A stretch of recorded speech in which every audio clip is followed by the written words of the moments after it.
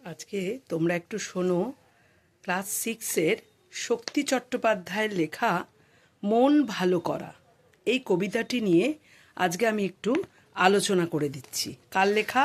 শক্তি চট্টোপাধ্যায়ের লেখা মন ভালো করা এই কবিতাটা নিয়ে তোমাদেরকে একটু আলোচনা করে দিচ্ছি।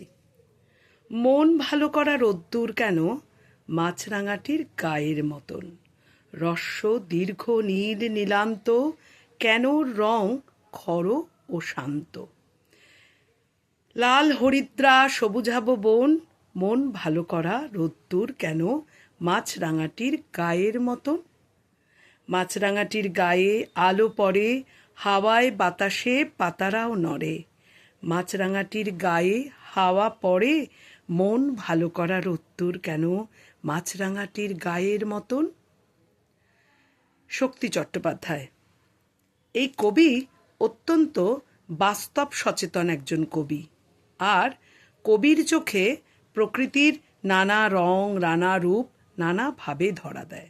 দেখো, এখানে তিনি কবিতার মূল প্রতিপাদ্য বিষয় হিসেবে ধরে নিয়েছেন কাকে? মাছরাঙা পাখিকে। বলছেন যে মাছরাঙা পাখিটির গায়ের রংটা ঠিক যেন মন ভালো করা রোদ্দুরের মতন। মন ভালো করা রোদ্দুর মানেটা কি? যে রোদ্দুর অত্যন্ত উজ্জ্বল, দেখবে ঘুম থেকে উঠে রৌদ্র করজ্জ্বল, ব্রাইট ডে যেটাকে বলো তোমরা, উজ্জ্বল দিন, একদম সূর্যের আলোয় ঝলমলে করা যে দিনটি, সেই দিনটির যে রোদের যে রং, ঠিক মাছরাঙার গায়ের রঙও যেন তেমন। রস্য মানে ছোট, দীর্ঘ মানে লম্বা, নীল নীলান্ত অর্থাৎ দিক দিগন্ত বিস্তৃত নীল বর্ণ বিশিষ্ট আকাশের মতন। কখনো নীল তার রং, কখনো সেই রং তীব্র আবার শান্ত। খর কথাটির অর্থ তীব্র, আর শান্ত মানে কখনো উজ্জ্বল থেকে কম উজ্জ্বল রং, আবার কখনো লাল কখনো হলুদ। হরিদ্রা কথাটির অর্থ হলুদ, সবুজাভ কথাটির অর্থ সবুজের আভা বিশিষ্ট। অর্থাৎ মাছরাঙার গায়ের রঙে একটা যেন রঙের পালাবদল ঘটছে, কখনো লাল কখনো হলুদ, কখনো সবুজের আভা বিশিষ্ট, কখনো সেই রঙকে তীব্র মনে হচ্ছে, কখনো সেই রঙকে আবার শান্ত মনে হচ্ছে। মন ভালো করা রোদ্দুর কিন্তু এই মাছরাঙাটির গায়ের সঙ্গে যেন মিলে মিশে একাকার হয়ে গেছে।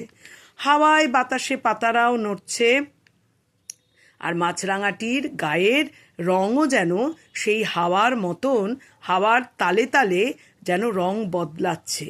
সব মিলিয়ে মিশিয়ে প্রকৃতির সঙ্গে মাছরাঙা পাখিটি যেন অবিচ্ছেদ্যভাবে জড়িয়ে রয়েছে।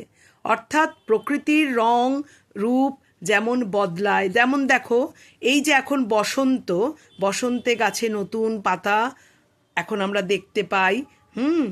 মানে শীতের রিক্ততা শূন্যতা কেটে গিয়ে প্রকৃতিতে আমরা একটা নতুন রং দেখতে পাই। তাই তো বসন্তকে ঋতুরাজ আখ্যা দেওয়া হয়, প্রকৃতি নবরূপে নব সাজে সেজে ওঠে বলে।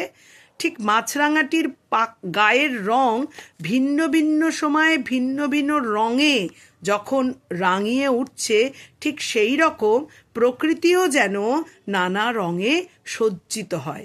ঠিক এই কথাটি কবি এখানে বলতে চেয়েছেন, বুঝতে পেরেছ? তাই কবিতায় কবি মনে নানা রকম প্রশ্নগুলো আবার কবি মনে জেগেছে কেন, কীরকম যেন কবি মনে প্রশ্ন জাগছে যে মন ভালো করা রোদ্দুর কেন মাছরাঙার গায়ের মতন, একটা প্রশ্ন।